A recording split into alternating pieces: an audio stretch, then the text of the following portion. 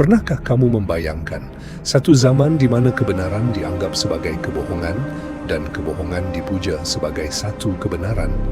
Satu fasa di mana alam mula bergolak, sumber air semakin menyusut dan manusia hilang arah dalam kegelapan moral dan keimanan.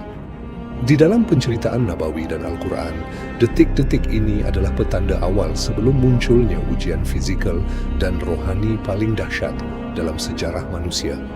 Ujian yang bakal menggoncang keimanan setiap jiwa yang bernafas di muka bumi, yaitu fitnah Dajjal. Rasulullah telah mengingatkan kita sejak 1400 tahun yang lalu bahawa tidak ada satu pun ujian dari zaman Nabi Adam sehingga kiamat yang lebih besar daripada fitnah ini. Namun, sebelum kedatangan Dajjal yang penuh muslihat, dunia akan mengalami kegawatan yang dahsyat.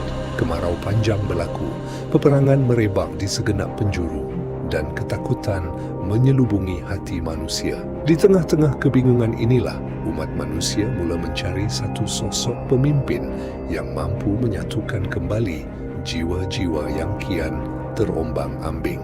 Dajjal akan muncul dengan membawa keajaiban-keajaiban palsu untuk menyesatkan manusia. Dia akan mendakwa dirinya sebagai penolong, malah akhirnya mendakwa dirinya sebagai Tuhan. Dengan keizinan Allah sebagai ujian, di tangannya akan ada syurga dan neraka palsu. Barang siapa yang mengikutinya kerana inginkan kesenangan dunia, pada hakikatnya dia sedang melangkah ke dalam kebinasaan.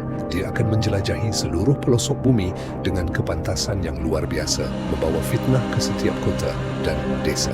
Kecuali dua kota suci yang dijaga ketat oleh para malaikat, iaitu Makkah dan Madinah. Di dua kota ini, Dajjal tidak akan mampu menjejakkan kakinya kerana benteng cahaya rohani yang memeliharanya. Namun di luar sana, kebingungan manusia semakin memuncak sehinggalah janji Allah tentang kemunculan Sang Pembebas menjadi kenyataan. Di tengah-tengah kegelapan fitnah itu, Allah akan membangkitkan seorang lelaki dari keturunan Rasulullah. Nama beliau seperti nama Rasulullah dan nama ayahnya seperti nama ayah Rasulullah, iaitu Muhammad bin Abdullah yang dikenali sebagai Imam Mahdi. Beliau tidak bercita-cita mengejar takhta atau kuasa dunia, tetapi Allah membaikkan peribadinya hanya dalam masa satu malam. Umat Islam akan membaikkan beliau di Kaabah di antara rukun dan maqam. Walaupun beliau pada awalnya menolak kepimpinan tersebut, di bawah panji Imam Mahdi, keadilan yang telah lama hilang akan kembali menyinari bumi. Bumi yang dahulunya penuh dengan kezaliman dan penindasan, kini dipenuhi dengan kemakmuran dan keamanan. Namun, pertembungan terakhir antara kebenaran dan kebatilan masih belum selesai. Dajjal dan pengikutnya akan mengepung tentera Islam di Baitul Maqdis, menandakan detik puncak pertempuran akhir zaman. Saat tentera Islam sedang bersiap untuk mendirikan solat subuh di bawah pimpinan Imam Mahdi, satu keajaiban besar berlaku dari langit yang akan mengubah lanskap sejarah dunia selamanya. Nabi Isa akan diturunkan oleh Allah di Menara Putih sebelah timur kota Damsyik. Baginda turun dengan meletakkan kedua-dua belah tangannya di atas kepak dua orang malaikat, membawa keberkatan dan kebenaran. Imam Mahdi akan mempersilakan Nabi Isa untuk menjadi imam solat. Namun Nabi Isa dengan penuh kemuliaan menolak dan bersolat di belakang Imam Mahdi. Selepas selesai solat, Nabi Isa akan keluar menghadapi Dajjal. Apabila Dajjal melihat Nabi Isa, tubuhnya akan mula meleleh dan cair seperti garam yang larut di dalam air.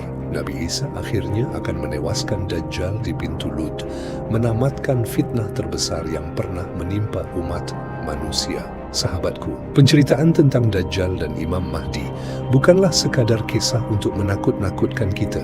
Ia adalah amaran dan persediaan rohani buat kita yang hidup di fasa akhir zaman ini. Rasulullah telah memberikan kita perisai paling ampuh untuk menyelamatkan diri daripada fitnah Dajjal, iaitu dengan menghafal dan menghayati 10 ayat pertama daripada surah Al-Kahf, serta sentiasa membaca doa perlindungan dari fitnah Dajjal di penghujung setiap solat kita sebelum salam. Fitnah dunia hari ini mungkin adalah gambaran kecil daripada fitnah Dajjal yang sebenar. Jagalah akidahmu, perbanyakkanlah istighfar, dan bentengilah keluargamu dengan pemahaman Al-Quran. Semoga Allah memelihara iman kita dan mematikan kita dalam husnul khatimah. Terima kasih kerana menonton. Wassalamualaikum.